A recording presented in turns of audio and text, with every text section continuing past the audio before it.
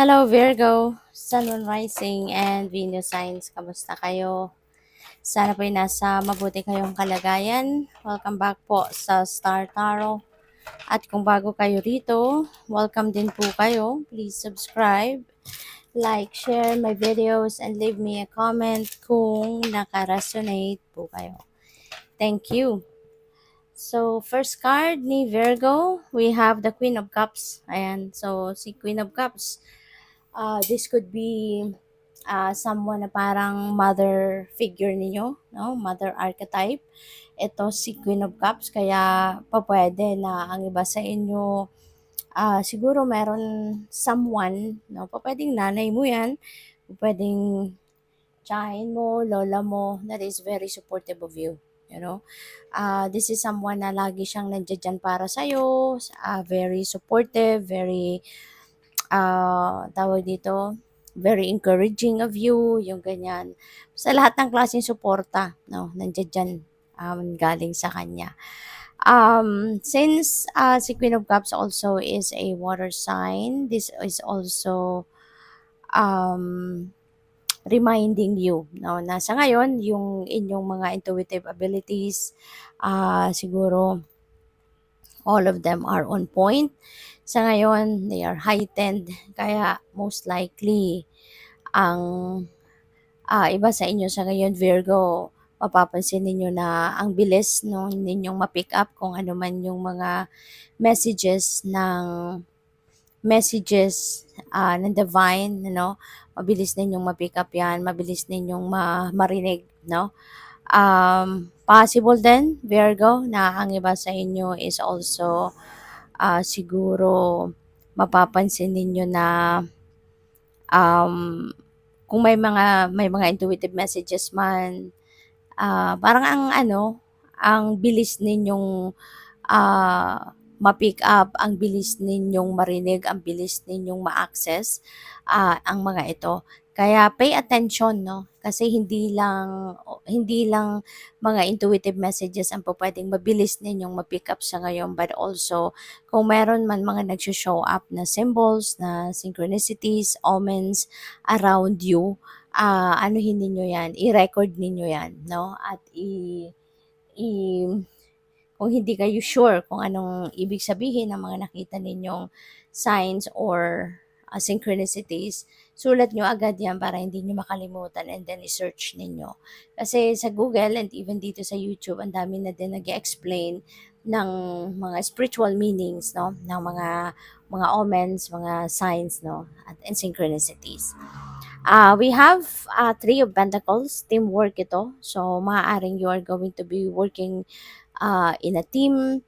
Pwede rin na, pwede sa trabaho yan, no? Or pwede rin na sa business ninyo, baka meron kayong mga business partners. Or pwedeng meron kayong mga, pwedeng meron kayong mga pagtutulungan dito na kung may mga collaboration, kunyari, 'di ba? Lalo-lalo na, no, kung kayo ay content creator. Siguro now you are going to consider um, collaborating, no, with other content creators din. No? So, pwedeng may mga ganon. So, what else? We have the Empress. Napakaganda nito. Napakaswerte mo. Kasi si Empress, abundance and prosperity energy, So, siguro, ang na-pick up ko agad dito, maybe, yung pakikipag-collab mo with other people, yung pakikipag-tulungan mo, you are going to work in a team dito.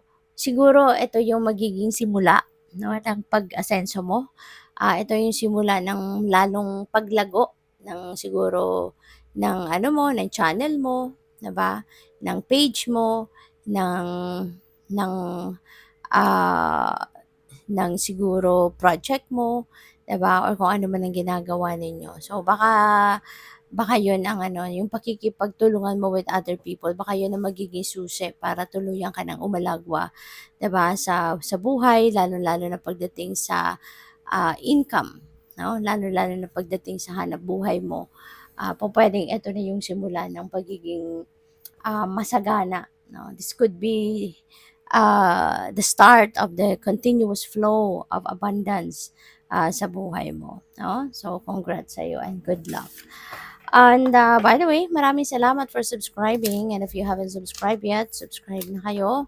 And also, maraming salamat din for not skipping the ads. Malaking bagay yan sa akin. And also, please click the join button sa baba ng video kung gusto po ninyo na mag-join kayo sa membership. Okay? Salamat po. So, what else? We have pride. Ayan, Virgo. Feeling ko dito, meron kayong napagtagumpayan or mapagtatagumpayan. That's why you are really going to be very proud of yourself. So, tama lang din yun, ano? Tap yourself on the back. Kumbaga, sabihin niyo sa sarili ninyo na great job. Good job, Virgo. Diba? Kaya, syempre, kung ano man ang tagumpay mo, that is something na pinagsikapan mo, pinagtrabahuan mo, 'di ba? Pinagtiyagaan mo 'yan kaya dapat lang 'di ba na maging proud ka sa sarili mo, maging proud ka sa kung ano man ang na-achieve mo, 'di ba? So what else? We have perseverance. Ayan. So this is also siguro the time na kailangan mong magsikap pa, kailangan mong mag-persevere pa, kailangan mong magtiyaga pa, no? Yung gano'n. Kaya you really need to show off your perseverance with the Three of Pentacles kasi habang ang energy of success ay nandito na kasi meron ka ng mga makakasama. So sige, doblehin mo, triplehin mo yung sipag mo at pagtsatsaga para na tuluyan ka talagang umalagwa, no? At tuluyan mong mapagtagumpayan ng mga bagay na gusto mong mapagtagumpayan. So we have mask. Ayan, be careful also, Virgo, with whom you deal with. Okay, sa ngayon kasi baka merong mga deceptive energy around you. Okay, maaring may mga taong mapanlin lang no, sa paligid mo. Kaya you need to be careful. You need to be cautious with your dealings with other people. Okay? Kasi maaring meron ditong mga nakangiti sa'yo pero 'di ba, hindi lahat ng nakikita natin sa surface, yun na yun, eh. Kaya 'wag kayong magtitiwala 'no, sa mga taong nagbabait-baitan sa harap nyo, parang ang ganda kausap, maayos kausap, 'di ba? 'Wag kayong magtitiwala agad-agad. Do not give your 100% trust on those, people kasi you never know, 'no, you never know. Lalong-lalo na kung nararamdaman mo na there's something off with that person sa pakikipag-usap mo. Kasi ramdam mo naman eh, 'di ba? Mararamdaman mo kung ang taong 'yan ay merong hidden agenda or yung taong 'yan ay hindi sincere or yung kausap mo ay medyo there's something off na mararamdaman ka talaga. So that's already a red flag. Kaya mas lalong hindi ka dapat na magtitiwala agad-agad sa mga taong ganun. 'Di ba? So, yun, be cautious with your dealings with other people sa ngayon at lalo-lalo na sa mga bago ninyong kakilala, yung mga ganon, no? Kasi hindi mo alam kung sino dito yung lolokohin ka, bubudulin ka, or iskamin ka. Okay? So, good luck sa'yo. Thank you for watching. Love and light. Namaste.